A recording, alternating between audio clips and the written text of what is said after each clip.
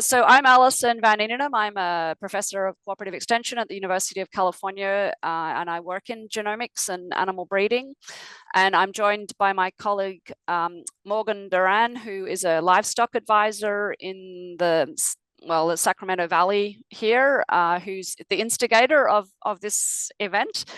And we have three people that are going to be either speaking or participating together in the question and answer session. The thinking is we'll start off with two presentations. The first is from Tom Murphy, and by way of background, Tom is a sheep geneticist at the U.S. Meat Animal Research Center in Clay Center, Nebraska.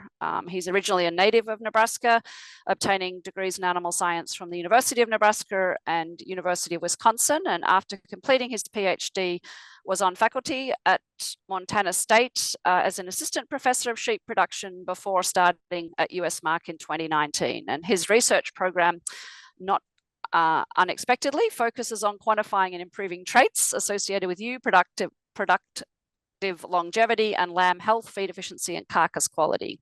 And you'll notice a trend in that he and his wife, Megan, live on a small farm and enjoy raising a few sheep in their spare time. And I'm emphasizing that because apparently our next speaker also has some spare time. So at this stage, I'm going to turn it over to Tom to give us a background to the use of EBVs in sheep production. Thanks, Tom. Well, thanks, Alison, and I trust everyone can see my slides here. Like Alison said, my name's Tom Murphy, and I'm a sheep geneticist with the USDA's Agricultural Research Service at the U.S. Meat Animal Research Center in Clay Center, Nebraska, and I'm also the chair of the technical committee for the National Sheep Improvement Program. And so this afternoon, I'm going to be talking about how we can use estimated breeding values, or EBVs, to improve the productivity and profitability of our flocks. So a lot of times when we hear the term genetic improvement, this conjures up images of maybe a white lab coat and a bunch of fancy equipment, but really most of the genetic improvement strategies that we have available to us today have been around for a pretty long time. And any new developments in these methods that perhaps Daniel will talk about later really build upon this foundational knowledge. And so genetic improvement begins with identifying the sheep breeds that best fit in our production environment and meet our baseline objectives. And I'm sure most of you that are sheep producers have already done this. So I'm not going to spend a lot of time talking about breed differences today, but if we just stop there, from a genetic standpoint, the performance of our flock remains pretty static over time. It doesn't really change. In order to improve our flock's performance for any trait, we need to apply some selection pressure.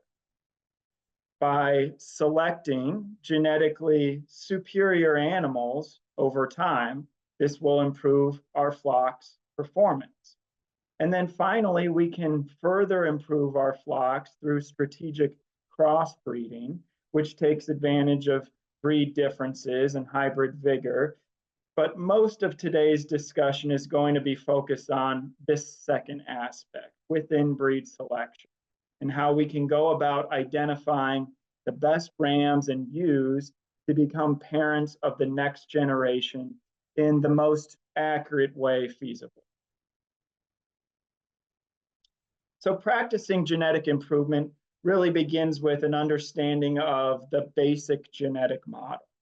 And this model tells us that an animal's phenotype, or their performance for a trait that we can see or measure, is partly due to their genetics, or what we refer to as breeding value.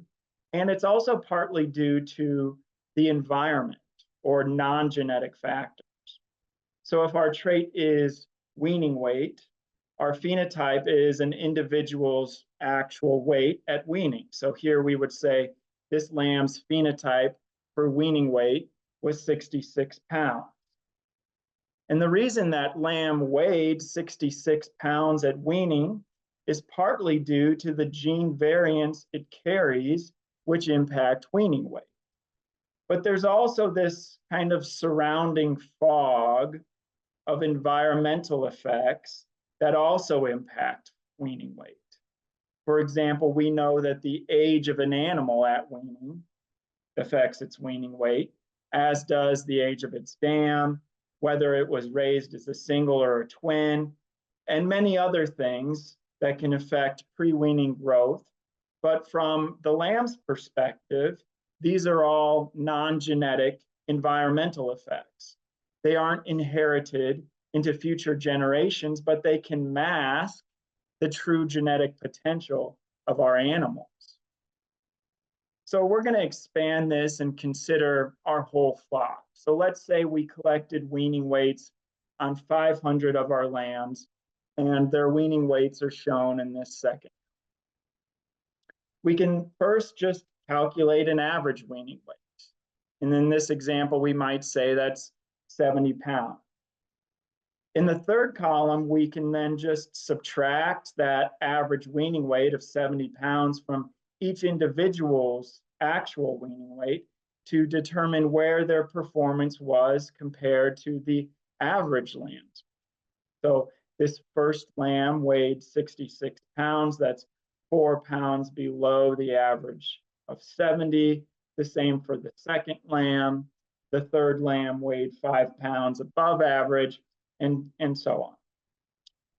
So now we're going to pretend that we know the animal's genetic merit or their breeding value for weaning weight in this fourth column, as well as that we know their environmental effect for weaning weight in this last column. And so you'll see that every lamb's breeding value and their environmental effect add up to how they performed relative to the average.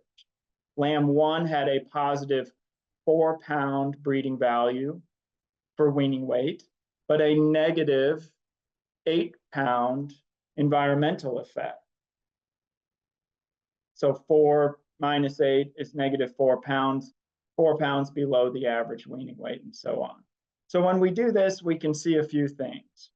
First, lambs can have similar performance, but very different breeding values. You can see lambs 1 and 2 weighed the same at weaning.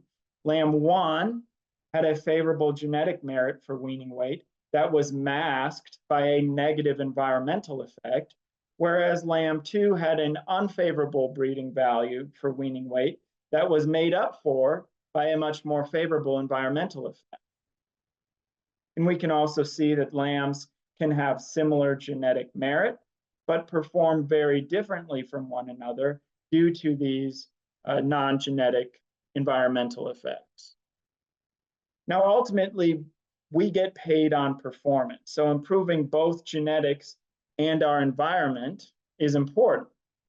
But only genetic effects are inherited in future generations. The environment is not controlled by genes, so it's not transmitted across generations. So when it comes to selecting the parents of the next generation, we should firstly be considering their genetic merit or breeding value, because what we see phenotypically is not always what we get genetically. So what is a breeding value? Well, it's kind of a theoretical thing. Let's imagine that we can peer into the genome of this lamb and kind of ride along their DNA from one end to the other. And every time we encounter a gene that might impact weaning weight, we take note as to whether that variant this animal had at that gene location had a positive or negative effect on weaning weight, and also how large that effect was. And by the end of this genome, we just add up all of those effects to arrive at this animal's true breeding value for that trait. And doing this, you notice a few things. First, there's many genes that impact all of our economically important traits, like weaning weight. We're talking about hundreds, if not thousands of genes. These aren't just one or few genes. And secondly, each of these gene variants had a pretty small effect on weaning weight by itself. In this example, only increasing or decreasing weight by 100th of a pound. But when we sum up over those thousands of locations across the genome, we can see very large differences in breeding value between individuals. So both of those things are true, but we can't actually do this in practice. We don't know where all of these genes are. We don't know how many there are, and we don't know what their relative effects are on performance. So we actually won't ever know an animal's true genetic merit or true breeding value for a trait. But just like anything that we don't know with absolute certainty, we can try to predict or estimate it. And so in the case of breeding values, we refer to them as estimated breeding values, or EBVs. So what we do know is an animal's performance or phenotype for a trait because we can directly measure them. As we learned, what we don't know is the animal's true breeding value for the trait because we can't directly measure all of the effects of all of the genes that can influence a trait.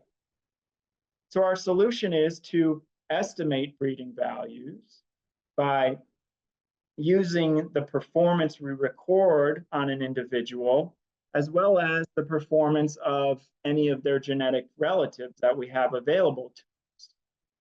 And so the catch is how accurate our estimate is. In the case of estimated breeding values, our accuracy is influenced by the amount of information that we're using to make our estimate, as well as the heritability of the trait. So heritability is a very important concept in livestock production, and I'm sure you've all heard the term before. And if you search for its definition, you'll probably see an equation like this that tells us that heritability is the proportion of a trait's breeding value variance relative to its phenotypic variance. That's mathematically true, but it's not a great working definition.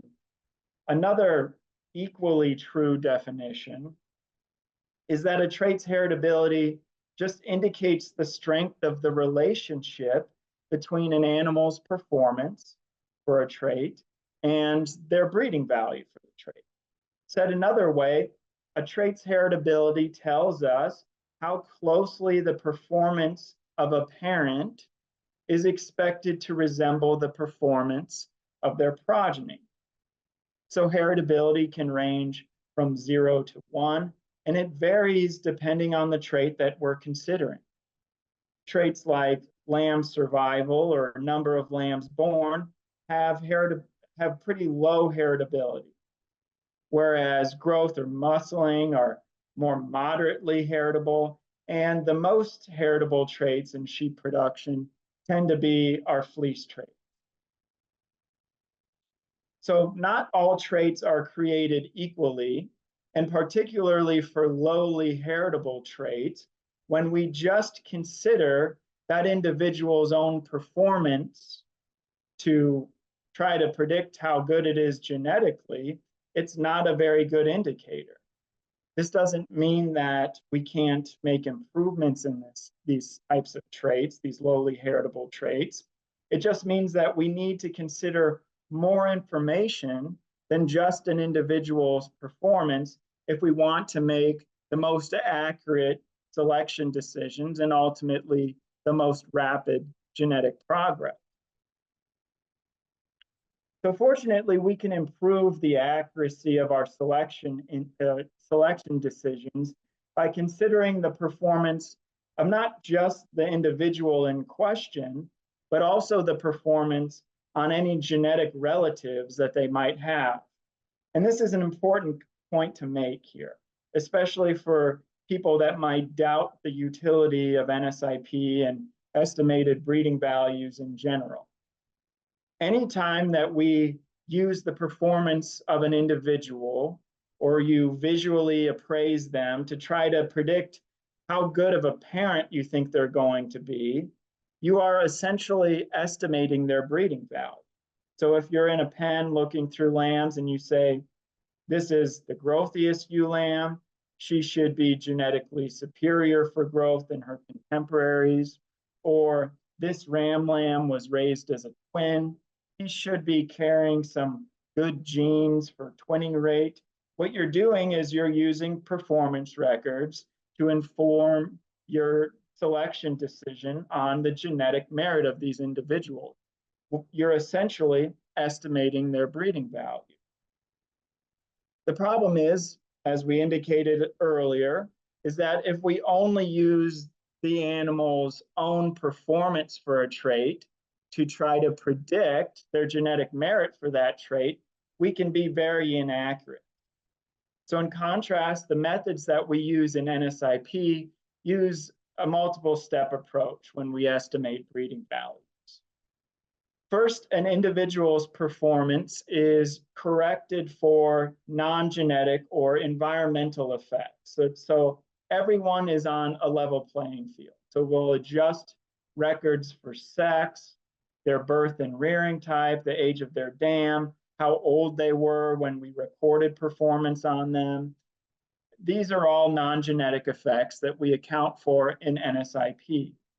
And then when we estimate breeding values in NSIP, we don't just consider the individual's own performance, we consider their performance and the performance of any genetic relatives that we have available. So this can include performance on their full and half siblings, their parents, cousins, whatever it might be. All of that information is used when we go about estimating breeding values in NSIP. And we don't just stop there, because we don't just use information collected on a single flock when we're estimating breeding values in NSIP.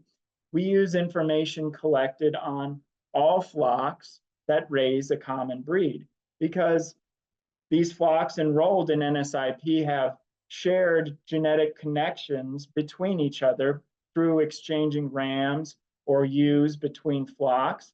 And so we're able to calculate across flock estimated breeding values. And so this enables breeders to directly compare the EBVs between animals, even if they're raised on the other side of the country and in a very different environment and management system than your own. To a lot of people, the methodology that we use to estimate breeding values in NSIP kind of seems like a black box. You put performance records in and EBVs come out. But it's really not a black box. These methods have been developed and thoroughly vetted over the past several decades by researchers and producers across the world, including researchers at many of your taxpayer-funded land-grant universities, government institutions. So the recipe behind EBVs isn't secret. It's just a little complex to really fully understand it without a pretty solid background in statistics.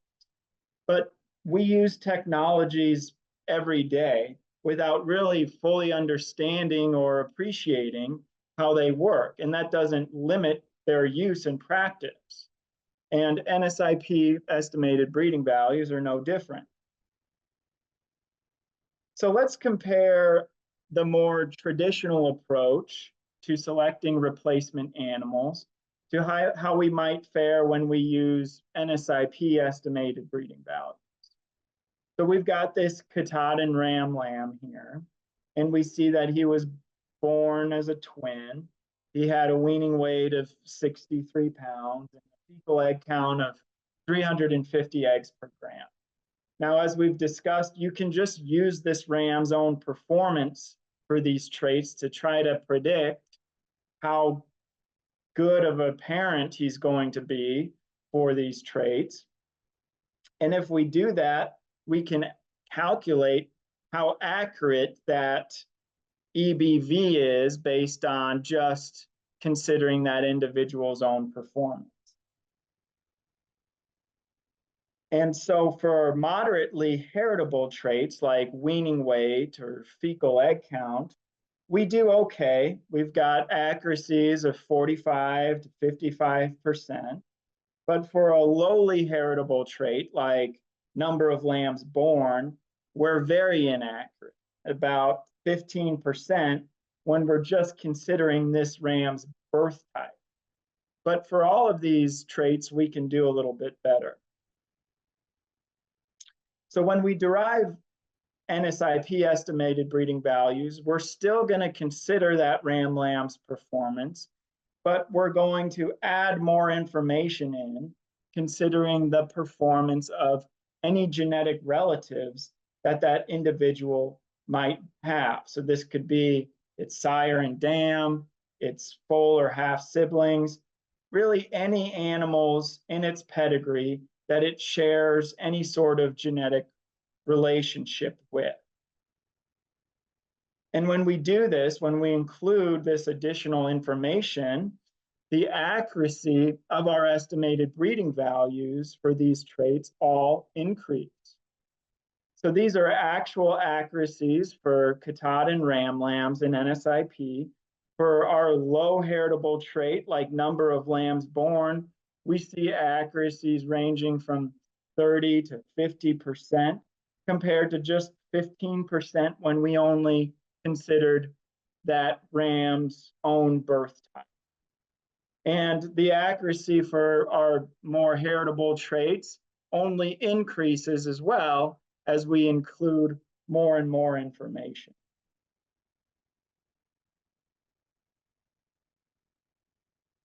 So now that we've talked about how EBVs are kind of conceptually calculated, what do they actually mean and how can we use them in practice? So an EBV, it's just a number. It's expressed in the same units that we measure traits on. So that can be kilograms for weight or microns if we're talking about fiber diameter and many other traits. And how large or small an EBV is tells us how we expect the animal to perform for the trait relative to the rest of animals in its breed. So we've got two Targhee rams here, and we've got their EBVs for weaning weight, fiber diameter, and number of lambs born. And so we can compare these two rams by just taking the difference between their EBVs for each of these traits to make some conclusions about their genetic merit. So we can interpret this as we expect ram 1 here on the left to carry a set of gene variants that make him have 3.5 pounds heavier weaning weight than ram 2, or the difference between 2.5 kilograms and 0.9 kilograms. We can also say that we expect ram 1 to carry a set of gene variants that make him have a 1.1 micron finer fiber diameter and a 10% greater lamb crop. So again, just taking the difference between their EBVs for each of these traits. But these rams have already performed for weaning rate, right? They might be 2 years old when we're evaluating. So they've already had a weaning weight. They've already had a fiber diameter measurement. And for a trait like number of lambs born, they're never going to have a performance record because they're males. So a better way to interpret EBVs is kind of prospective, or how we expect their progeny. And since parents contribute half of their genes to their progeny, they also contribute, on average, half of their estimated breeding value to their progeny. So we can take that difference between each ram's EBVs for each of these traits and divide by 2 and say that we expect lambs from ram 1 to weigh, on average, 1.8 pounds heavier at weaning. We expect lambs from ram 1 to have a 0.6 micron finer fiber diameter. and daughters that we eventually get out of Ram 1 will have a 5% greater lamb crop than daughters out of Ram 2.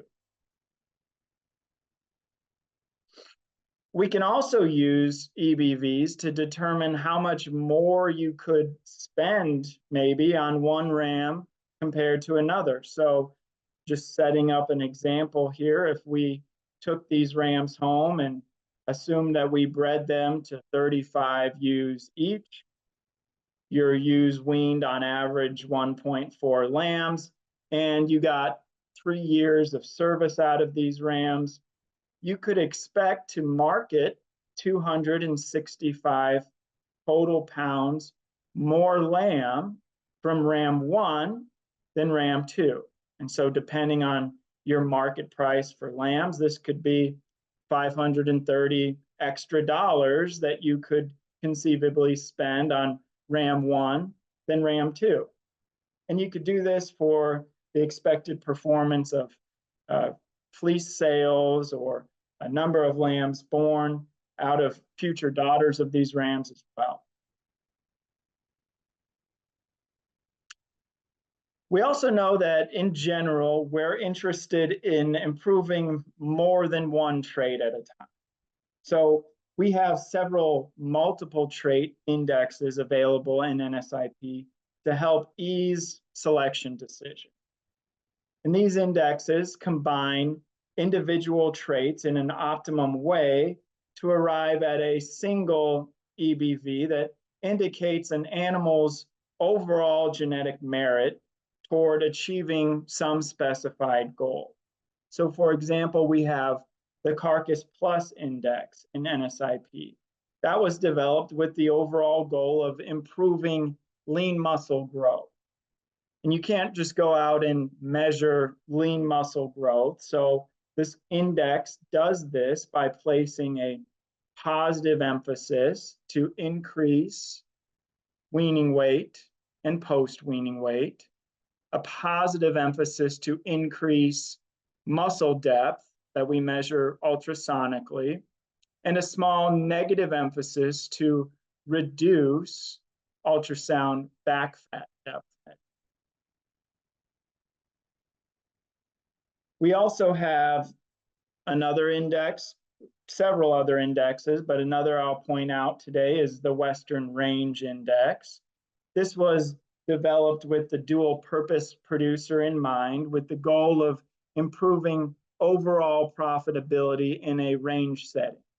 So it does this by placing a positive emphasis to increase post-weaning weight, to increase maternal weaning weight, or what we can interpret as milking ability or mothering ability. It places a positive emphasis to increase grease fleece weight and to increase number of lambs born. And then it places a negative emphasis to reduce fiber diameter to get finer and finer wool, and a small negative emphasis to reduce yearling weight, which essentially keeps adult weights from getting too large.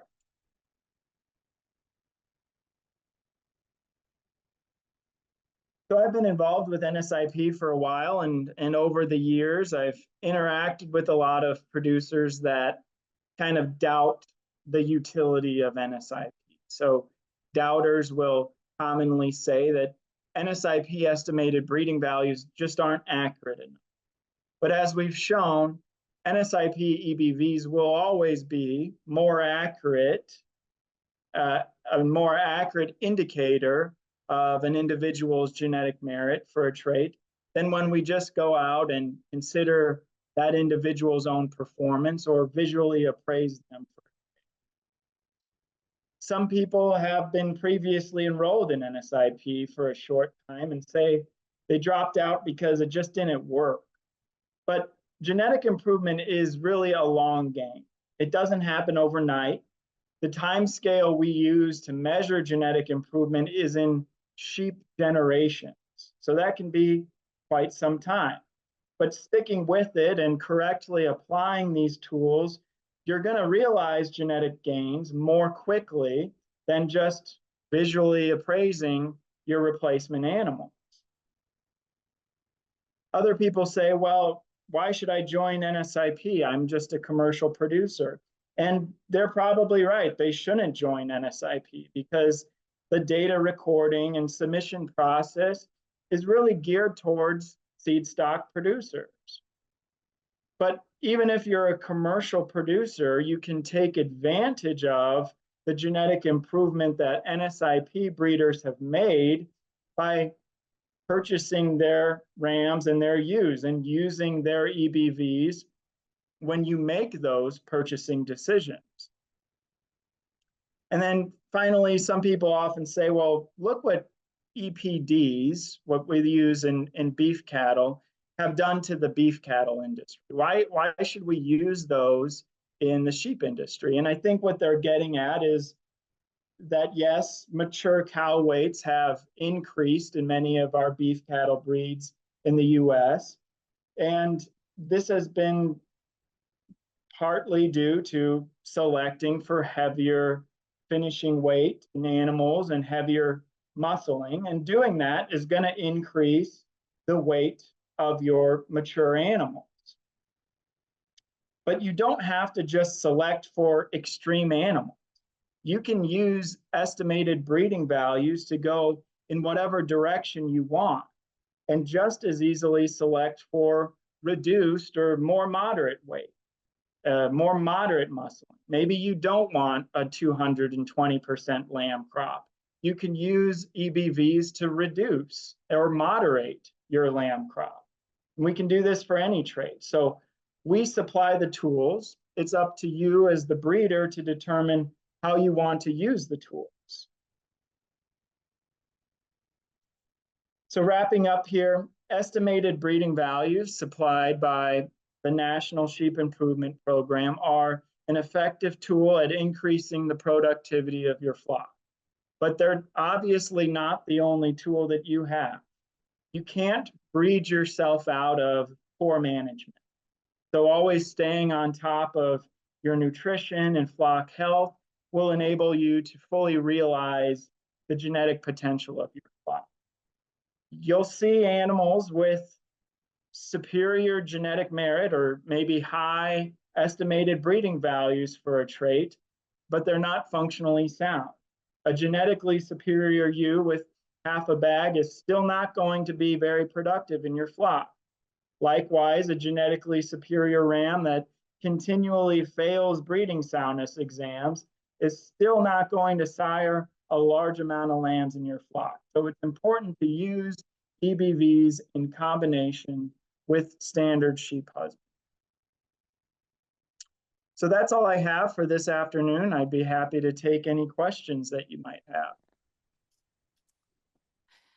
Thanks, Tom. I will entertain any questions that people have if you want to put them into the Q&A at the bottom there. Else, what we were planning to do is have the next presentation from Dan Brown in Australia and then have kind of open it up to a roundtable, if you will, and include Rusty Burgett, the Executive Director of the National Sheep Improvement Program, in those conversations. So not seeing any questions at the current time, unless someone puts their hand up, a real Zoom master. Then I think what we might do is if you could stop sharing. Oh, hang on. Rosie Bush has her hand raised. Rosie, you have the floor. Please unmute yourself. Sorry, I was trying to type furiously, but not that fast. I was just curious how easily how can we predict how these EBVs will perform on crossbred or different breeds of ewes, like in that commercial operation situation? Yeah, so if you're talking about, some fine wool ewes and you're looking to use a terminal sire, you can interpret EBVs between terminal sires in the same way and kind of predict how their progeny are expected to perform for different traits. But if you're talking about getting estimated breeding values on crossbred individuals, that it requires a bit more experiments to determine different levels of heterosis that exist between different crosses of breeds. And we don't currently have that available to us in the United States that maybe the beef cattle producers have that can correct estimated, or EPDs in their case, between different breeds of cattle. So in NSIP, we're really considering EBVs within a breed. So if you're looking at a group of Suffolk rams, you're really just comparing EBVs between Suffolk sheep or between Rambouillet sheep, not between Suffolk and Hampshire and Rambouillet and Targhee or something like that. It's within breed at the moment. Thank you. Thanks, Hey, Rosie. Yep. Tom, what about in stabilized composites though? Like the composite terminals at the sheep station? Can we use breeding values on those if they're stabilized, kind of like a polypay? Sure, yeah. I mean, we have definitely some stabilized composite breeds, like Rusty said, the polypay that are enrolled in NSIP, or other new composites. And once that is kind of recognized as a breed, where you're just mating individuals from that same composite to one another, is when we can start to estimate breeding values within a composite breed.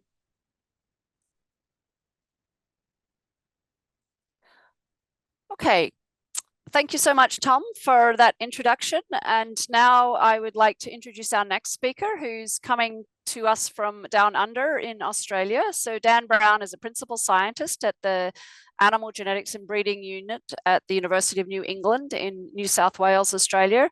And there he's been part of a team responsible for the routine estimate of Australian sheep breeding values, known as ASBVs, for sheep genetics to deliver to ram breeders for over 25 years. And his primary focus is on the genetic improvement of sheep. He's also interested in advanced livestock measurement technologies to develop objective measurement technologies to collect lean meat yield and eating quality data from commercial supply chains. Now, Daniel also has spare time, and he owns and operates a sheep and beef operation with his family. So there seems to be a common trend in our speakers here. So not only instructing, but also practitioners. So without further ado, I would like to introduce Daniel, and the floor is yours. Thanks, Alison. Thanks, everyone, for having me. It's good to talk about our experience in Australia and reflect on how we've used ASBVs, as I'll call them, to make genetic improvement for our industry. And I will apologise because I might use the words ASBVs, but they're the same as EBVs. It's just how we've trademarked them in Australia. So ASBVs are the same thing as EBVs. In Australia, our system is called sheep genetics. So we, like you have an NSIP, we have sheep genetics. So I'll just touch on a little bit of background to start with, then we'll talk a little bit about the value of the ASBVs or EBVs, building on what Tom's nicely described, and then I'll talk a little bit about how they've been used to make genetic improvement in Australia. So in terms of background, I'll explain a little bit more about sheep genetics and some of our key resource flocks that we have in existence, which help us actually make more genetic improvement. And I'll also just touch on some R&D aspects that we also have going on at the moment. So as I said, sheep genetics is our equivalent of NSIP, and we have breeding values for meat and maternal sheep called lamb plant ASBVs and merino type sheep called merino select ASBVs. And the sole purpose of sheep genetics is to deliver those breeding values to industry and provide tools for people to use them to make more genetic improvement. And it really, the success is governed by how much genetic improvement we're making as an industry and how many people are using the tools in the seed stock sector and also in the ram buying sector as well, which I'll touch on. So it's important to see these products being used and people making more genetic improvement. I'll just touch a little bit on the same concept that Tom's already talked about. What we're doing is using data collected by seed stock producers across the country, and in that data we see phenotypic differences between animals. And our job is to separate those effects that we know about, both systematic and also genetic effects, as well as just other things we can't explain for the same reasons that Tom's nicely described. And really, it's the genetic bit, the genetic differences that we're most interested in, and they form our EBVs. So we've been doing this in Australia in sheep since about the mid 80s, and a key part of what we've been doing is developing the system to do a better job over time. And I don't want to talk about the details in this graph, but except just the concept that we've basically been evolving the system to do a better job and develop breeding values for more traits and help people use them better to make genetic improvement. And I just want to draw a couple of things out that are in that graph through my presentation and explain how we've developed the system and the resources around it to produce better breeding values for industry. So a key thing that we've had in Australia is a resource flock. So there are similar flocks in the US, but it's essentially a research flock where we've been extensively recording a range of traits, both easy to measure and harder traits, across various sites in Australia. Now, we target between 100 and 150 sires annually made across these flocks, across the range of breeds. And a key part of this is also that we've got direct head-to-head comparisons between breeds. And this is critical for our linkage between breeds and between flocks within a breed, so we can estimate those across flock breeding values that Tom mentioned. And it's also important that we've been collecting genomic tests, so DNA tests, a bit like Tom described already, on those animals, so we can get markers for about 50,000 genotypes, 50,000 markers on that genome for each animal. So this flock is very important from a research sense, but also our ability to produce more accurate breeding values, particularly using genomics, which I'll explain a little bit more. So the way the analysis actually works, a little bit of technical detail, I guess, here is that we get this animal performance data from the resource flock, as well as all the ram breeders that are participating. So we also have a range of carcass measurements coming from the abattoirs, and also some consumer sensory type information where we've actually got consumer to eat samples from these animals and rate how well they eat. We add in the genomic information and we produce a breeding value. And like Tom's already described, we weight that with economic weights for each of those traits and develop a balanced selection in this index, so people can make sensible, balanced genetic improvement in the long term.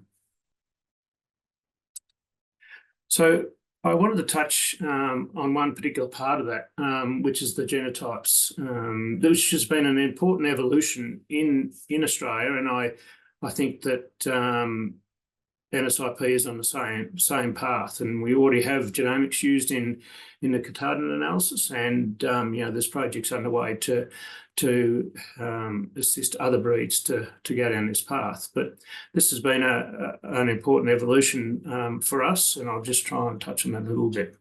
So just to be clear, when I say a genotype, it's those DNA samples that we collect on individuals and get 50,000 markers that we use to help inform more accurate breeding values.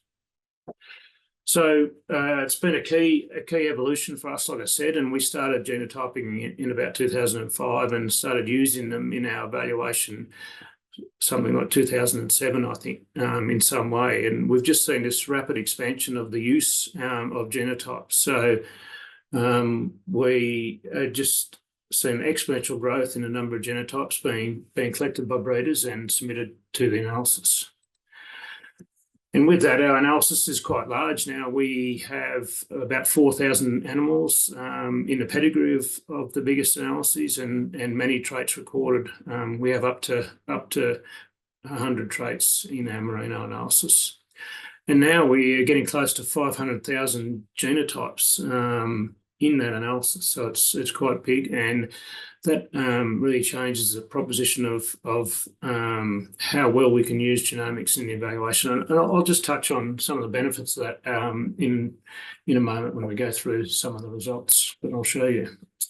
So a key aspect of using genomics is being related to those reference populations of hard to measure traits. So we go to a lot of effort to make sure our reference populations have all flocks and breeds represented as best we can, so they're nice and diverse, so we can predict into other populations of sheep.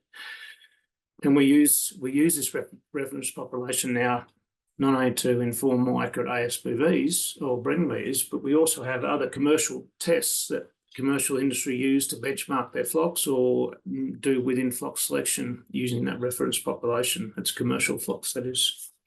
So essentially, we use that to that reference population to inform more accurate breeding values. We call them single-step breeding values because they're using both the pedigree, the performance, and the genotypes in one analysis.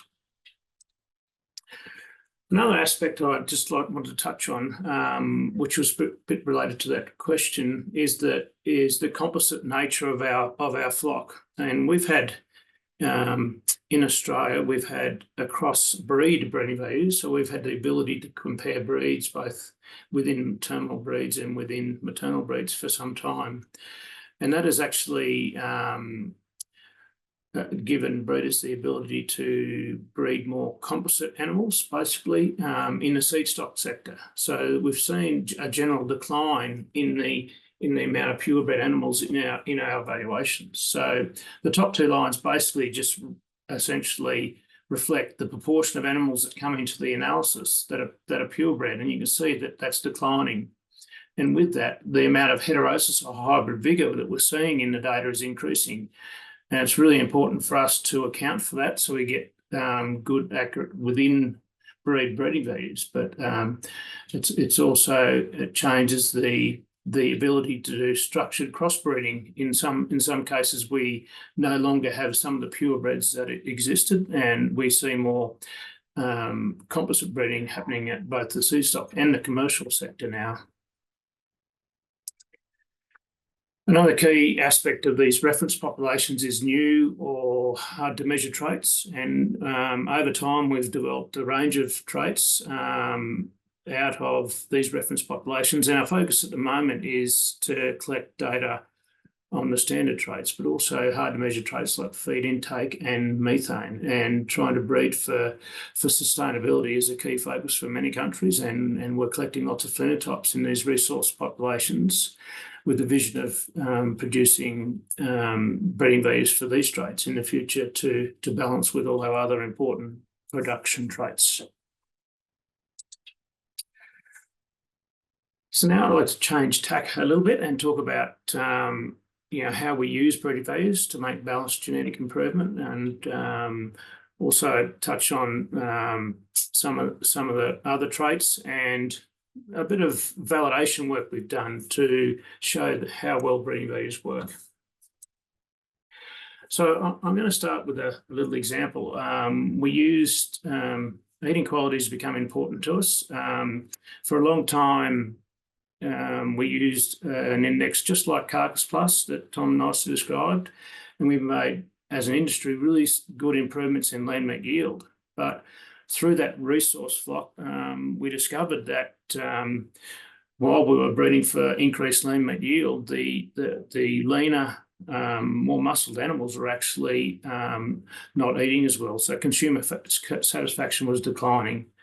So we set about understanding this issue and developing information to help producers breed in a more balanced way for both lean meat yield and eating quality. And it's taken a long time. We've been breeding for the eating quality now since about 2007. And we're only just seeing marker signals in that process is paying for better eating quality in the last few years. So it's been a long journey as an industry, but we've made some really good improvements. As I said, we were making really good progress for lean meat yield, but our intramuscular fat, so let's call it marbling for this case, was declining quite rapidly, and our shear force, which is a measure of meat tenderness, so shear force is basically going up, so the meat was getting tougher. So we were sending eating quality in the wrong direction as an industry, but we developed these breeding values for these traits, and we managed to turn around both IMF and shear force within a short number of years. And in the latest drop, we've basically recovered to what we were at 2000. So using these tools and new technology to measure IMF in supply chains, we've been able to help industry balance selection for lean meat yield and eating quality, which is a really good case study. It's also important to note that we've also been able to do that while still making really good gains in lean meat yield over time. So these are the genetic merit of animals for lean meat yield over time. And you can see we've slowed down a bit because we've had to balance selection with eating quality, but we've still made really good improvements in lean meat yield as well as eating quality. So now I'd like to talk a little bit about some recent analysis we've done to sort of test how well breeding values work to predict future progeny performance, like Tom's described, and also test how well genomics, so those DNA tests, are actually helping us. So what we've done is we've taken an analysis and we've essentially cut the data off in 2001 and pretended we didn't have this data from 2002 to 2004. So essentially, we do an analysis, assuming we only had up to 2001, and we compare how well the breeding values from the part analysis predict this last 3 years of data. We call this forward validation. So that in essence, we see two things: that the breeding values do a good job of predicting future performance, and they also clearly show that our genomic breeding values are consistently better than just using pedigree alone. And we've seen this actually across all breeds in sheep and also in all our beef evaluation as well. It's a very consistent message. So the results, I won't go through the detail, but except just to highlight that we have 3 lines on this graph, and it's essentially the accuracy of how well we predicted those last 3 years across a range of traits. So the first blue line here is if we are just using pedigree. So we know the mint parents, or we know that the mum and dad of those progeny, and we have essentially a breeding value with no other information. And the accuracy is on average, say, 40%. We were comparing 2 different models here. Don't worry about the details, but essentially you can see the benefit in terms of average accuracy improvement over all those traits is quite significant. And with the green model, which is what we're using now, essentially, we're seeing we're getting close to 56% on average across all traits, even those lowly heritable traits and up to the highly heritable traits where we're getting prediction accuracies with the genotype alone and no other information of nearly 90%. So that's, as an industry, for the industry, that's a very awesome outcome. If we look at that in a little bit more detail, you see the same variation in accuracy that Tom's already described across different traits, because they have different heritabilities. But we see that from the pedigree model, we're getting nice accuracies ranging from 0.4 up to 0.8. But when we have a genomic test to go with that, we see accuracies above 60% up to 90% for those key traits of growth and carcass composition. So, and especially noting these last 2, which are hard to measure traits, you have to have carcass records to predict these, and we're getting very early in high accuracies early in life. So that's giving producers good tools to make selection early with more confidence. So this accuracy of selection is really important, and breeders can use it to basically make more genetic gain. So however, higher accuracy earlier in life and creating more genetic improvement. So I will say that as an industry, we've also used genomics to shorten the generation interval. So by having the ability to select animals with more accuracy early in life, it's easier to join ewe lambs with more confidence and also ram lambs with more confidence. And that's been a key trend in Australia as well. If we just look at that graphically, I'm just comparing here for 4 traits, the accuracy from a pedigree based breeding value to a genomic breeding value. And I don't worry too much about the details, except that the concept is that early in life, when we've got very low accuracy from a pedigree sense, we can get quite good accuracies for using a genomic prediction. And that is what our industry is using more and more to make more genetic progress. So I'd just like to show a different example, which very recently we had a progeny test where we joined, I think in this case there was about 20 sires from a breed. We grew their progeny out and then we sorted them. And I've just picked out this same trait, intramuscular fat, which is marbling. And I'm showing you on this graph the relationship of the breeding value before the project started for those sires, then their average of the sires IMF when they were slaughtered 12 months later.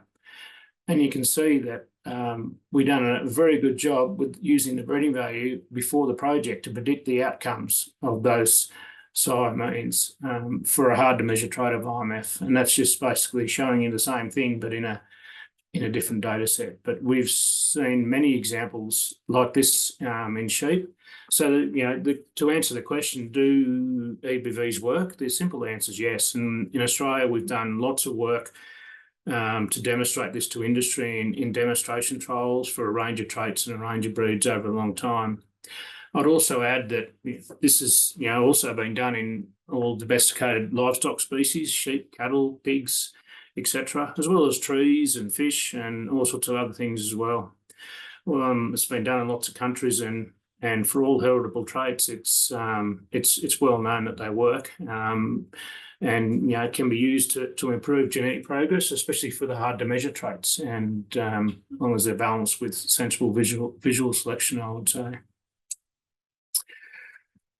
So the last part of my talk, I'd just like to touch on the use of breeding values by industry.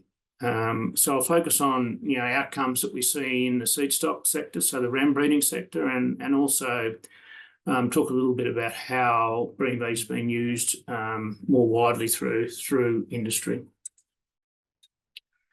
So the first thing that we do is we look at what sort of genetic improvement the seed stock sector is making. So on this graph, we essentially have what we call our genetic trend. So this is the average breeding value of the flocks participating in sheep genetics for the 3 main breeds, our merinos, our maternals, and our terminals. And there's 2 things to note from this slide, is that all the breeds are making significant improvement year on year and have changed the genetic merit and performance of the sheep quite significantly over that time period. But the other key bit is that the rate of genetic progress is getting quicker. So by developing that system, our evaluation system, and adding genomics in particular, but also other traits and other improvements to the system and the way that breeders are actually using the system, we've actually increased the rate of genetic gain. And for the maternals and terminals, we've nearly doubled the rate of improvement. So making improvement twice as fast, and we've increased it by 50% in the merinos. So that in itself is a good achievement for the system and for industry using the system better. Another key thing that we're seeing is that the number of flocks is consistently growing over time. So there's more seed stock flocks using sheep genetics, and we've gone to the stage now we've got nearly 1,300 flocks, individual flocks in the system in Australia now, and that just continues to grow year on year. In the same vein with that, the number of animals being recorded each year is just growing as well. And in the last 10 years, we've doubled the size of analysis, and we nearly have I think the latest count is about 500,000 animals across all analyses being recorded every year, which adds value to the system as well. So with that, we've done some surveys of commercial ram buyers. So these are commercial flocks purchasing rams. And in 2015, the estimate was that 30% of the industry were using ASBVs to purchase rams. So that was quite low. We were a little bit disappointed with that at the time. We were seeing lots of adoption at the seed stock sector, but still only 30% of rams being purchased on using EBVs. So the MLA started a campaign to work with commercial producers to help drive adoption. And in 2020, the estimate was 44% of rams being purchased with EBVs, and a post-analysis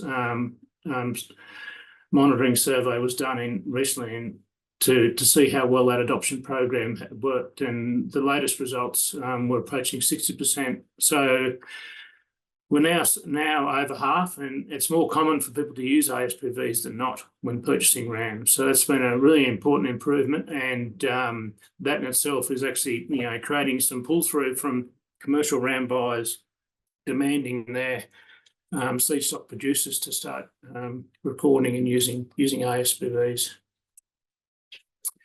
So in another aspect of that survey, the respondents were asked to rate their financial health of their operation. And when you separate that to people that were using ASBVs or not using ASBVs, there was a clear difference with the users of ASBVs more commonly feeling that their financial health was improving and less were reducing. So that was an interesting outcome of that survey as well. So the other thing we see in Australia is breeding is becoming more complicated. There's more traits for us to try and balance our selection across. And over the last 15 years, say, we've developed a lot of new traits. So essentially breeding values for new traits. Currently, we're working on shedding ease. So how well animals shed, for example, is important for some breeds. We've been working on things like worm resistance, tags, which is the fecal contamination. Wrinkle has been an important trait for us, particularly in our merino breeds, where we're trying to reduce susceptibility to fly strike. People in many breeds have been trying to remove horns from their animals. So we've had breeding values for horns for some time, as well as tail length and condition score. Eating quality, as I mentioned, has become important in all our breeds, and reproduction. In particular, reproduction is more about survival, I would say. Lamb survival has become more important, and for some breeds, maintaining litter size and not increasing it anymore has become important. So we're targeting survival and trying to maintain litter size. Sustainability generally is becoming more important for us. And another thing that's related is technology is evolving, and our way to capture traits, particularly in the supply chain or in our abattoirs, as well as in the field, is improving all the time and changing how we develop traits and how we use the data in the evaluation. A key part of us doing what we do in Australia is our use of artificial insemination. So sharing a semen has driven linkage and genetic improvement across the industry. And I've just tried to summarise how common that is in our two of our breeds, our terminal analysis and our merino analysis. So you see in terminals that naturally mated progeny can contribute between 85 and 90% of the progeny born every year, but we have a consistent 10% of lambs born to AI. And these are often high merit external sires to do two things: to take the flock forward for the traits that they're interested in breeding for, and also to create linkage so we can estimate good across flock and across breed breeding values. The other thing is ET is commonly used still. It's only 1 or 2% generally in the terminals, but it still is used as a tool to make more genetic improvement, and getting more progeny out of those elite females is a key is a key motive in those programs. In the merino industry, it's similar, but I think it's even more use of AI. It's sort of sitting about 15% use of AI in the merino industry. So that's a key feature of what we do in Australia, and really important to the quality of our evaluation and our ability to make genetic improvement across the national herd. So another key aspect is, there is a project in the US, the Sheep Gems project, and we are expecting that the genotypes that are collected as part of that project will help enable more genomics being used in the NSIP evaluation, and eventually see the benefits that I've just shown you. We also know that there's a range of new traits being investigated and data collected on around resilience, udder health and stability or longevity. So those sort of traits are likely to become important, more important, and being incorporated into NSIP evaluations with time. So I guess to summarise, I've tried to highlight that sheep genetics is a national system in Australia, and we've worked hard to continually improve the quality of those EBVs and the number of traits that we have, those breeding values for, and provide tools so that people can make balanced selection across the range of traits that they need to for their production systems. And in Australia, we have quite a diverse range of production systems, very different environments and breeds that we're dealing with, no different to the situation for NSIP. We've also focused a lot on industry adoption and using those breeding values to make more genetic improvement in the seed stock sector, but also getting commercial producers to use them. And that has really created a quantum shift in how producers are using the information, and we now see that it's more common to use ASPVs than not. And I think we're really embracing technology and trying to use that as an opportunity to better use data being collected by industry and make tools for people to breed better sheep. And that was where I was going to finish. Thanks, Alison. All right. Well, thank you so much, Daniel. Such a nice story, and great to see the adoption by commercial ram buyers in more than 50%. That's got to be very satisfying to see that happen. Yeah. So at this stage, what we were thinking was to open up the floor, if you will, to a discussion, and I would like to just introduce Russell Burgett, who is the Executive Director of the National Sheep Improvement Program, who is here to participate in the discussion. But I wanted to just give you the opportunity before we begin that, Russell, to give just an overview of the National Sheep Improvement Program here in the US, and kind of pick up on anything from the previous two talks that you think is germane to this particular audience. So I'll just turn the floor over to you for an introduction and any additional information on NSIP you might like to add. Okay. Oh, well, thank you very much.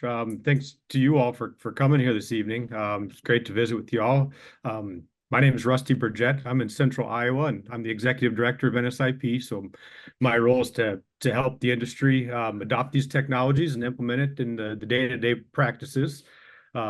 I too, I guess, have too much free time on my hands, so I've got a sheep as well. Flock of polypays that are on NSIP as well. So yeah, I'll keep the common trend going here. So just real quick, the basics behind NSIP. We're a nonprofit organization, just basically a group of sheep producers here in the USA trying to make the industry better through genetic selection. Been around for almost 40 years. NSIP started in 1986.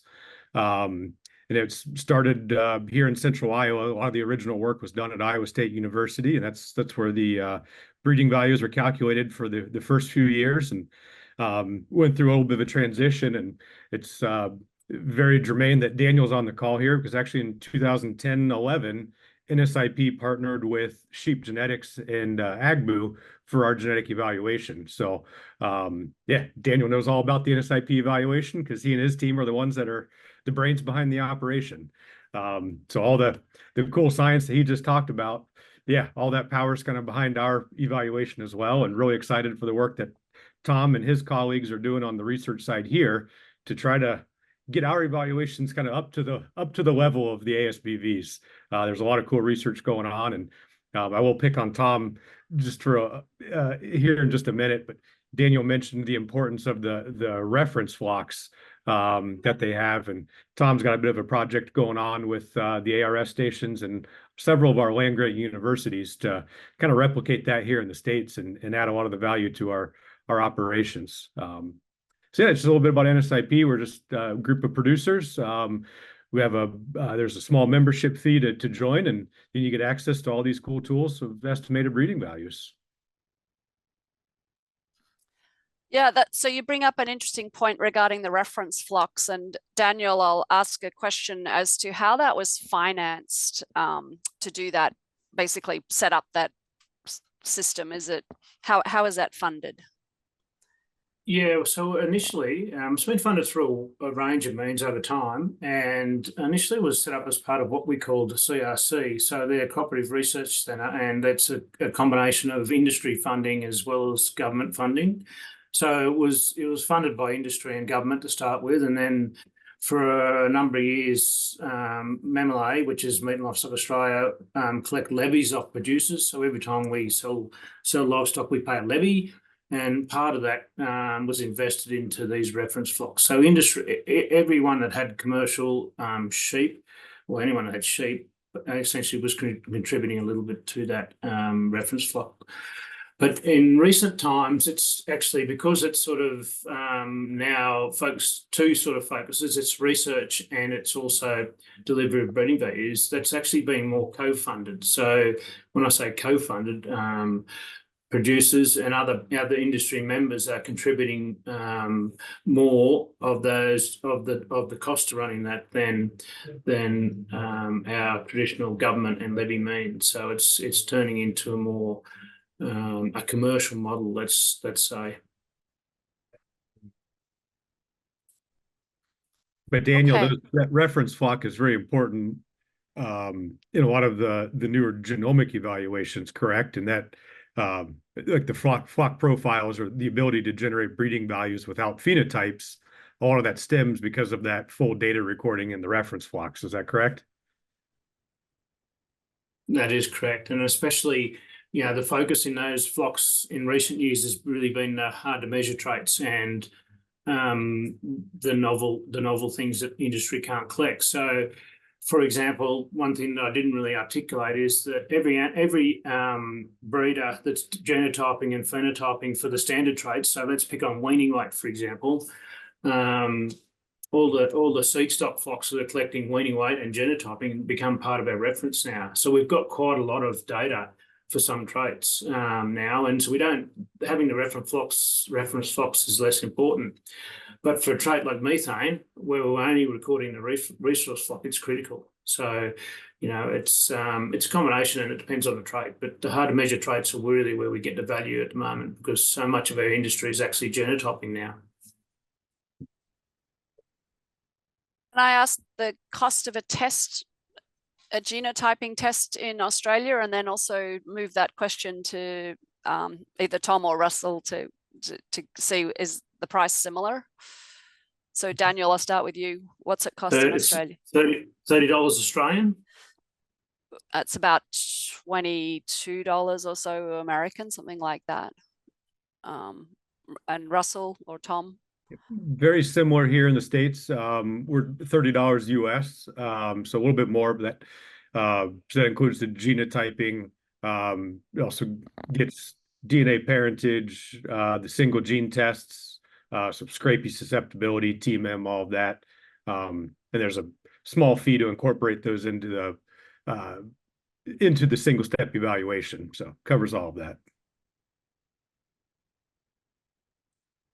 I did want to open up the floor to our participants here. And so if you would like to turn your camera on or your microphone on, and you are welcome to ask a question. Alternatively, if you're shy, you can type it into the Q&A or the chat, and we can answer them there.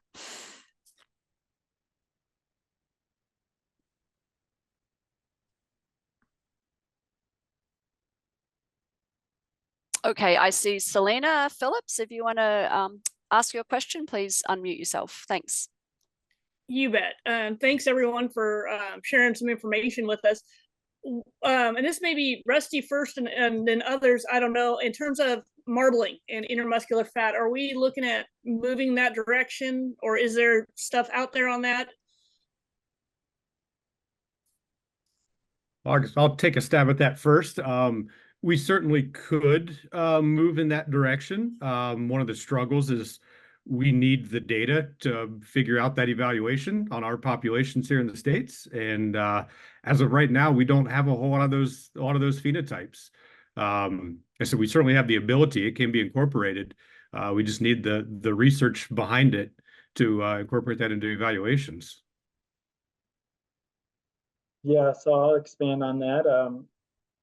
Like Rusty said, it all depend. We can't have EBVs on a trait that we don't measure. So we need to start recording that trait if it's marbling. So Daniel talked about their nucleus flocks in Australia. We have a similar concept. We're just started a few years ago in the US, where we refer to them as genetic reference flocks. And these are here in Clay Center, Nebraska, at Sheep Station in Idaho, and at Dale Bumper's Small Farms Research Center in Arkansas. So we all share genetics among each other of common breeds, Auden and Polypay, Suffolk and Rambouillet. And the goal with those genetic reference flocks, one of the goals is to measure those hard to measure traits. Producers aren't going to be able to measure by themselves. So one of the traits that we're looking at is feed intake, and other traits are carcass characteristics, more refined carcass characteristics beyond just ultrasound, loin muscle, and back fat depth. So it takes a lot of time to build up enough data points on that to get good EBVs, but we're hopefully heading in that direction in the future.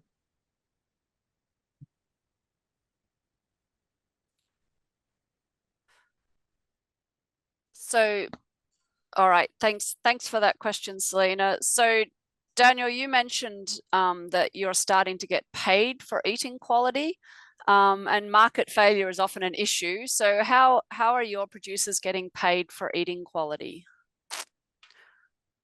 Yeah, that's a good question. I was sort of thinking of mentioning that in the discussion. Though it has been a real challenge because seed stock producers have been, putting selection pressure on eating quality for some time, with no real price signals in the market or in their RAM purchasing decisions of their clients. So they've been doing it for the good of industry. And just recently, 1 or 2 abattoirs have now got that picture I showed of the probe. So they have an MEQ probe, which is put into the carcass, and that estimates IMF percent in the commercial kill. And that now is like a premium. If they're over a certain marbling percent or IMF percent, to be correct, they get, I think it's 50 cents a kilogram Australian more per kilo. But it's also, there's actually, that payment system is not just about IMF, it's about how fat they are as well. So trying to encourage producers to turn lambs off at the right composition rather than overfeeding them and having them too fat or too underweight. And also some animal health aspects. So they're trying to quite a different value-based marketing approach to most commercial abattoirs, which are still very much carcass weight and fat depth based. So there's only 2 supply chains at the moment and a couple of vertically integrated producers that have high value products. So I would say it's only a very small part of our kill still, but as an industry, it's been recognised as an issue we need to balance. So breeders are now at least balancing those traits, even if they're not being rewarded for it. But say, no, we don't want to get backwards in eating quality. So as an industry, identifying that was a problem was the first step. and then doing something about it was the second step to at least maintain it, so it wasn't going backwards. And now people are actually capitalising on that and breeding. I don't like using the term, but Wagyu of the sheep world. And there is people selling product for quite high values because they've developed high marbling sheep. Wow. Do they look like Wagyus? No, they look like sheep, but they do. It's quite interesting when you look at their product. It is visually much more, much more IMF, much more marbling in the product. And our data, we've done consumer testing now on I think it's about 10,000 lambs, and the data is very clear that people enjoy eating meat with higher IMF, and that's very consistent across breed, across countries even, and even across different cook methods. We've seen evidence of where crock pot,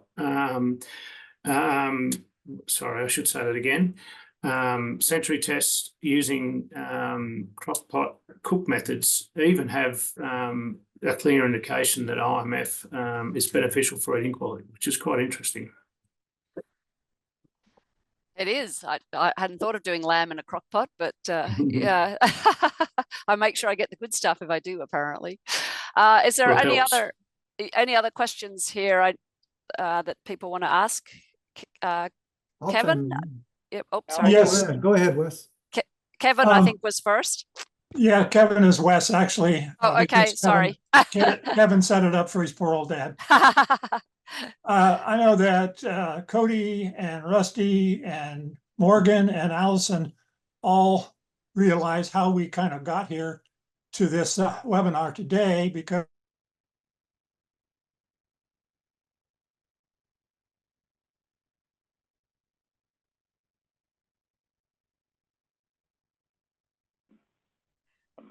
did we lose Wes? Wes, you might want to turn your camera off in case You've frozen, Wes. Yeah. I'm not sure if you can hear me.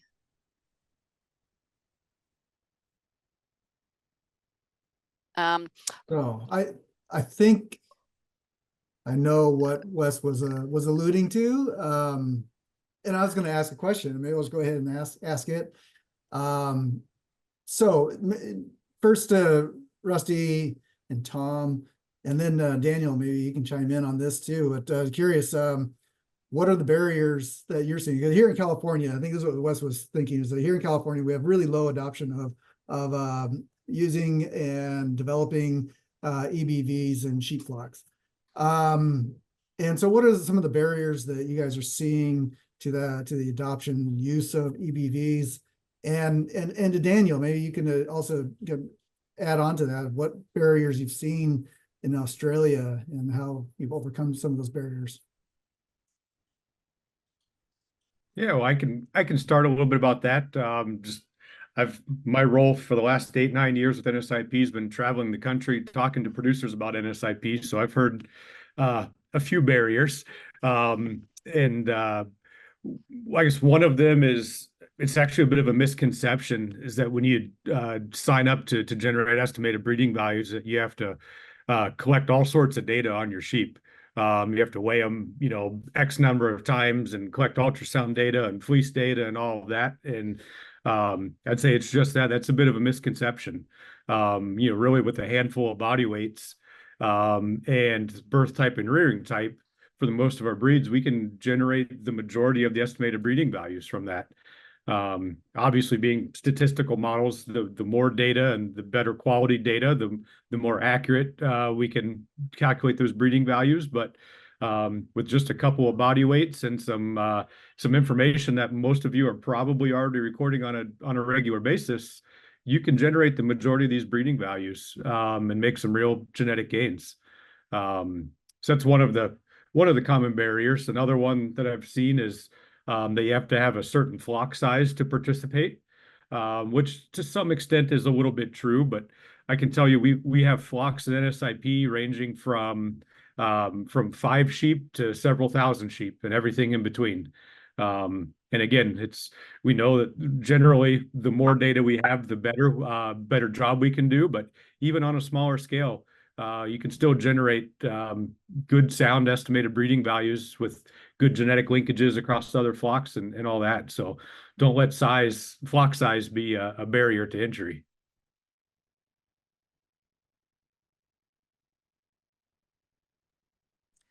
Anything you want to add to that, Daniel or Tom? Well, I was waiting for Tom, but I think every situation is a little bit different. It's been a mixture of things we've had to sort of overcome in Australia. We've had the same skeptics, but managing data and collecting data in some of our large scale operations has been a challenge, and that's where technology's helped. Things like EID has helped a lot. Genomics has helped a lot to fill pedigree. Traditionally, a lot of breeders didn't record a lot of pedigree in some parts of their flock. So in some of the bigger merino flocks where we're up to thousands of animals, 5,000 animals in some cases, it's DNA and technology has helped us there. I think cost has been a challenge for some producers, but these days with a more complicated breeding objective and wanting to breed for more things and help to balance selection, I think and now there's price signals for ram buyers are prepared to pay for better rams and rams with information. So now that the cost issue is not really an issue so much anymore. But what I will say is that the things that really impacted us in Australia in terms of adoption are novel traits or hard to measure traits. So originally it was around carcass scanning, doing fats and muscles, particularly in some of the breeds that hadn't done that before. Was a good tool to help them select for traits that they wanted to select for.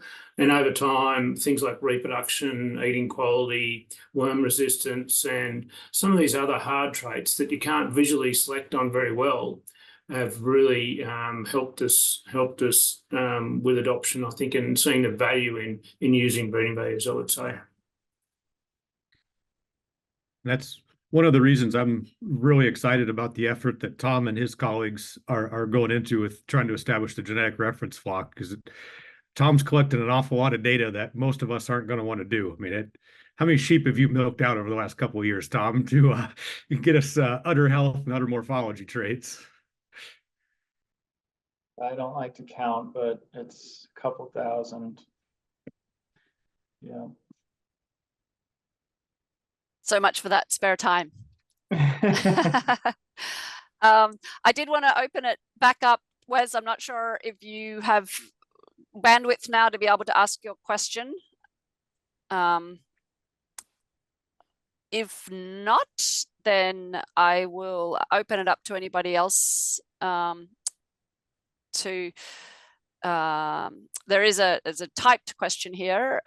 Thanks to everyone for their presentations. Wanted to give us some ideas on how to get our membership and consigners to getting started. That was from Wes, I think. Is there anyone else or does anyone want to respond to that? How do we get people signed up? I think we need to encourage people to use EBVs when they're making their ram selection decisions, which has proved very profitable in every other animal protein industry on Earth. And so I got to assume it's going to work in sheep as well. And so I think that the data does pretty clearly show that every time it's been validated. Allison, this is Richard Hamilton. I got a couple of comments.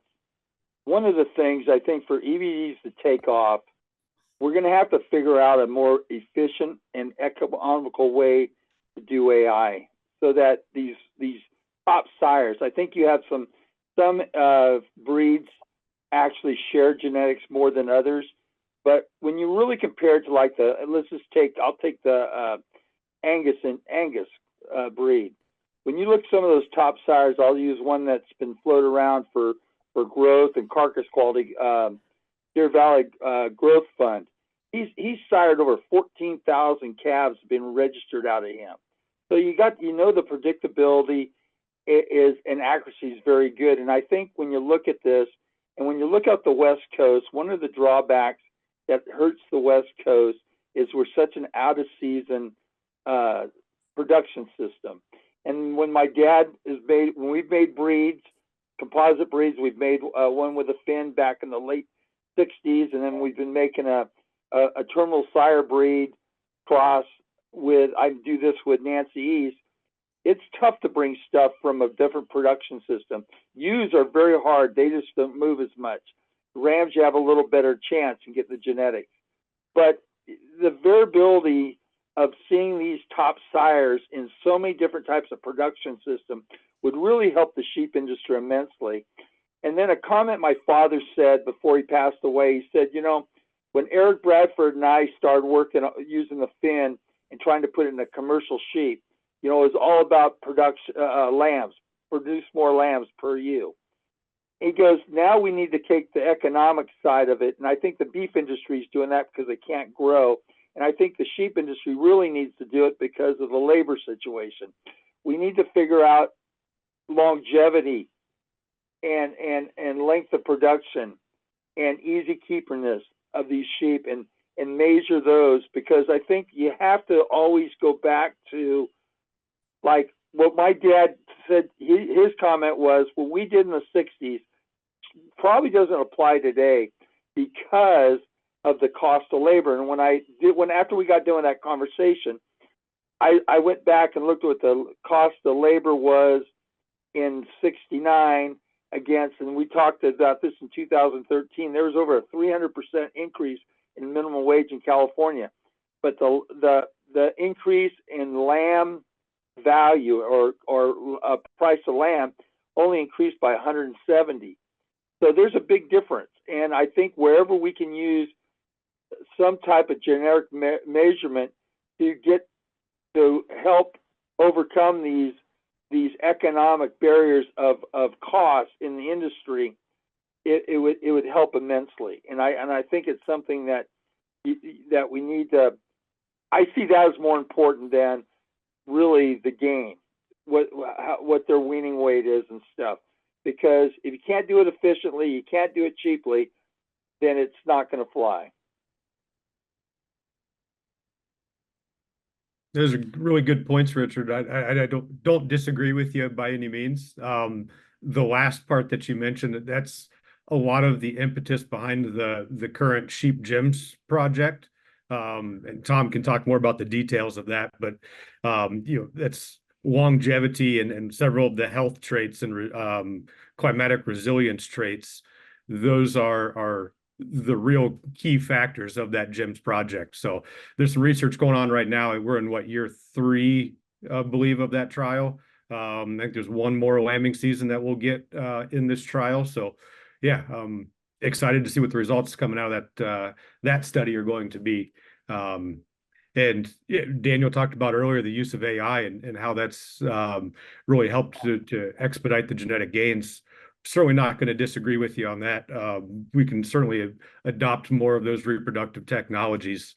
But I don't know if that needs to be a limitation to the use of estimated breeding values in our selection decisions. There's a lot of success stories that I've seen throughout the country through kind of structured breeding programs and other management techniques to get around the lack of AI in a cost-effective way. I've got our genetic trends for our USA herds or populations up on my screen now. I can show those if anybody's interested, but we're seeing very similar genetic gains to what the Australians are seeing, even with our very limited use of AI and pedigree EBVs rather than the single step. So not quite the same magnitude of change, but very similar trends in our progresses without those. Yeah, no, the thing is it's so expensive with sheep, and then the success rate when you compare it to the beef industry. But no, I think anybody that it's very important to have the measure genetic difference. I mean, that's for so long. It's very important. Like we use in our cattle operation. We, besides looking at EPDs, we use genomics on our heifer selection, and we compare it to the real time data to see if does it correlate, and stuff. And no, it's important, and I think anybody is measuring stuff, but I think it would be nice if some of these top sires, because we brought genetics, high powered genetics in, and when we had to buy a lamb crop, they made a certain cross for us, and the females never produced for us. is where the rams did very well for us. And you got to understand that, especially one thing, especially in the sheep industry, out of season production systems is a big adjustment for sheep coming from an in season system. Yeah, so I just comment a little bit more on that second point. I think what you're saying, I mean, what we've done well is focus on traits that make us money. What we haven't done well is focus on traits that can lose us money. So that's one of the major components of this Sheep Gems project that Daniel and Rusty mentioned a little bit about, is to focus on those traits that cost us, and namely longevity of the ewe. If she's, given us raising twins her first and second time, but she goes out of the flock after that, compared to another ewe that might have a little bit lower lambing percentage, but she stays in the flock a lot longer, considering kind of the whole system of what's more productive, what makes you more money over the lifetime of the ewe. Those are kind of the questions that we're looking to answer with that.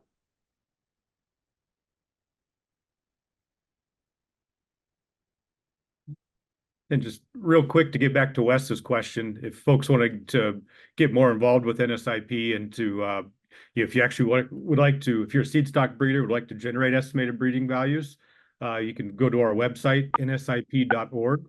And there's a membership form you can fill out there. Once you send that membership form in, I'll connect with you and we'll get you a software program to manage all of your data. And I'll teach you how to submit all that data for evaluation. And if you're a commercial producer, we have all of our sheep with estimated breeding values. All that information is publicly available. So you can get to our NSIP searchable database, which is also linked on our website. So you can go in there and type in individual parameters you're looking to make improvements on, and put in those specific criteria, and it'll pull up a list of animals that have those breeding values that you're looking for.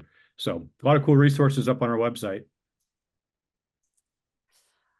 That's great, Russell. Thanks for that. And I hope that you get some business after this webinar. We did want to just do the poll that we started off with at the beginning. And Morgan, I'm going to ask you to launch that, and we can keep on speaking whilst it's launched. But if people could fill that out, especially people that filled it out at the beginning, well, everybody that's online, if you could fill it out, that would be helpful. And I think one of the important points that was raised today is many new traits are coming along and are going to be incorporated into breeding values. And I think specifically Daniel mentioned the methane trait, which is obviously getting a lot of emphasis at the moment in discussions around the world, basically. And I know there's been work to try to identify low methane eructating sheep that is a kind of an ongoing research project. And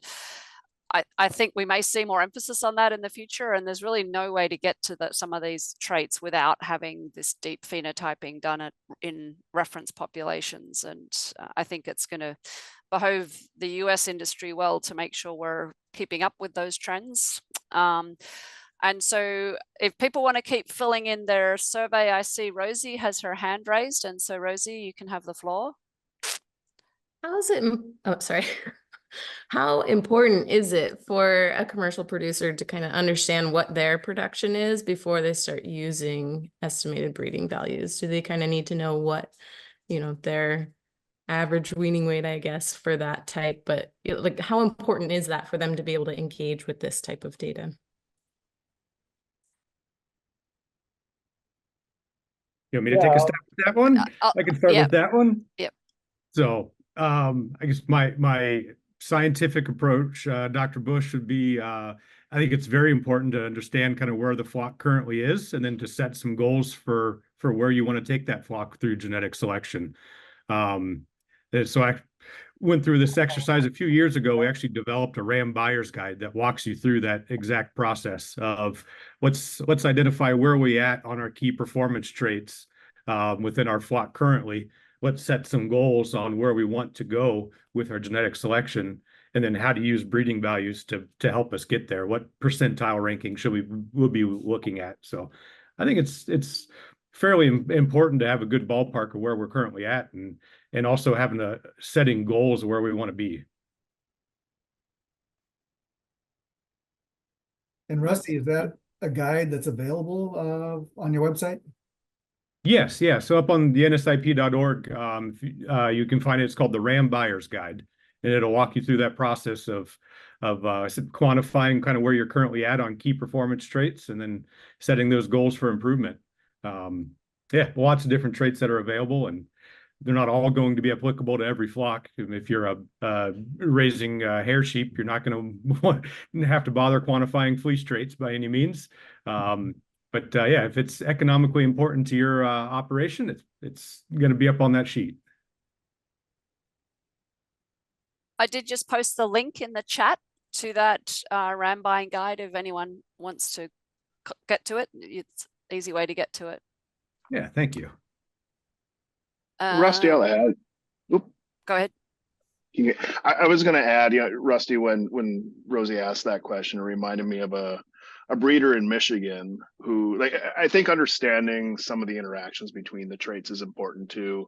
There's a breeder in Michigan that wanted more lambs born. He wanted more lambs generally, so he started buying rams based on numbers of lambs born, and he realized that his death rate in lambs also went up. And there was a nuance there where he just didn't know to think, really what I want is more lambs weaned, not more lambs born. And in understanding some of those nuances there is also important. And whether that's reaching out to Rusty and asking some of those questions, or Tom, or those of us that know those things, or other people that are on NSIP, I think that's another part of just understand your flock and your goals, but understand how some of those traits can interact. Really good point, Cody. Yeah. And on the commercial scale, I'm not saying you have to know all those traits on an individual animal basis, but when you ship lambs at the end of your production system, you can get a lot of information from that. Pounds of lamb weaned per ewe. You could use that as one of your metrics. It doesn't have to be on an individual basis to set those goals for improvement. So just one other thing that I thought of that's relevant, which has been part of our adoption campaign, is there's two bits that I think is relevant. Is understanding your production system and what works for you and what you need is important, but also managing sheep so that you actually target the right genetics and manage them in the right way has been an important part of what we've done in Australia. And we've had programs we called Bred Well, Fed Well. So giving people the tools to pick the right sheep for their production system, evaluating how they're going and managing them to get the most out of them. And I think they both go together. And Tom sort of mentioned it, and that we've been talking about it a bit in the discussion, but that's an important part of getting both sides of that equation working well, bred well and managed well. Yeah, good point, Daniel. Trying to take a ram from my area here in Iowa that comes from a 2.6 lambs per ewe flock, and then dumping them out on the sagebrush in Montana and expecting the similar results is, yeah, it's a bit unrealistic. So pairing those up, yeah. But it does also come back to the comment about AI. Like AI has also helped us, Rusty, understand, I think, the size that do well across environments better. Like it is an issue, especially for some traits, but we've done a lot of work because we've got all that linkage. We've done a lot of work on G by E, which we don't really want to get into that topic now. But for most of the production traits, animals perform very well across environments. So there are some traits like worm resistance and sometimes reproduction and things like that are a bit more problematic across different production systems and environments. So that linkage helps you identify size that are more generalist compared to ones that are more specifically suited to particular environments as well.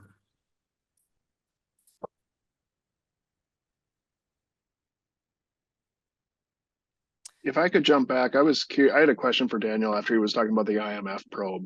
And Daniel, I'm not sure if you're aware, but that a lot of the California producers on here, they have access to a camera grading system at a plant in Dixon, California. It's something that through the lamb board we highly encouraged, I would say, some different plants to put that in. In hindsight, it doesn't measure IMF, it doesn't directly measure muscularity. But regarding that probe I've seen that before, but I've never been able to ask too many questions on it. One, I was curious the general cost, and two, I view that as being similar to being like kind of a meat hook, which I can see evidence of meat hooks in cuts after different butchers will use them. And I'm just curious if there's any adverse impact to the cuts themselves after they're measured. Yeah, good questions, Cody. So that I can't comment the exact cost. It's a commercial arrangement between the processors and the provider, and it depends on the size of the plant and the complexities of the installation. But I believe it's not cheap. But for most of our larger processors, it's the return on investment is quite good.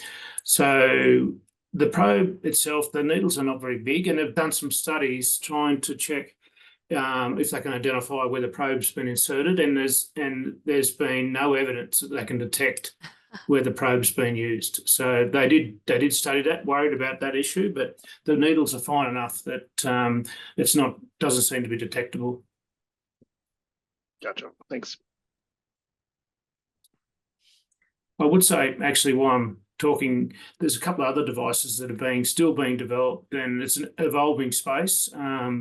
There's at least 3 other devices being tested to do similar eating quality type measurements in different supply chains. So it's an ongoing area that I just think will continue to grow in sheep and in beef probably too.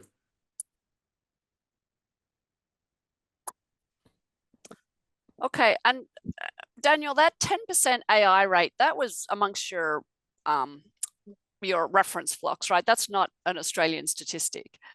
That's a seed stock. That's all the seed stock breeders that are involved in sheep genetics. So it's a combination of the reference flocks, but it's actually mostly driven by ram breeders themselves. It doesn't capture commercial use of AI, which is becoming more common in some of the larger sheep flocks and obviously beef flocks, beef herds. So commercial use of AI has become more important as well. But that was just the ram breeders that are enrolled in sheep genetics. This might be outside of your wheelhouse, but what's the cost to AI a sheep in Australia? Yeah, sorry, I don't know. I don't know the number, but so I know a dose costs about $30 for the semen on average. Plus the cost I think I can't quote with any accuracy for actual insemination. Sorry. Okay.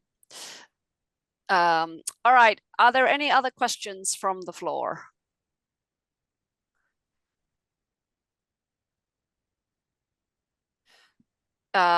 Morgan, did you want to show the results, or maybe you already have, or not really? I can post the results. Can you see them? I can. Yeah. Okay. So yeah, the people now have a very good understanding. At least still has a minimal understanding. That's a good sign. Right.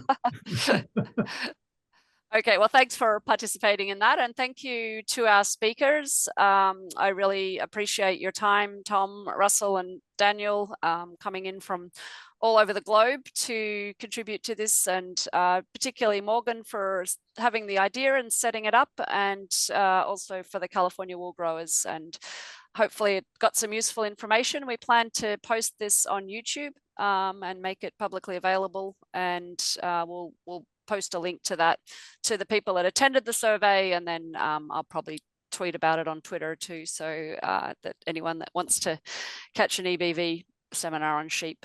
And I'll just Morgan, add that, is there anything else we need to yeah, say? just to add that this is perhaps the first of maybe a series of webinars, workshops that we'll do on this topic of EBVs. So stay tuned for more. Hopefully by the next couple of months, we'll have another one put together. All right, very good. Seeing no more questions, then I think we'll draw the session to a close, and thank you for participating, those that did. And again, thanks to our presenters for really informative and valuable content. Yes. So Thank you very much, everyone. Thanks, everybody. Thanks all. Bye.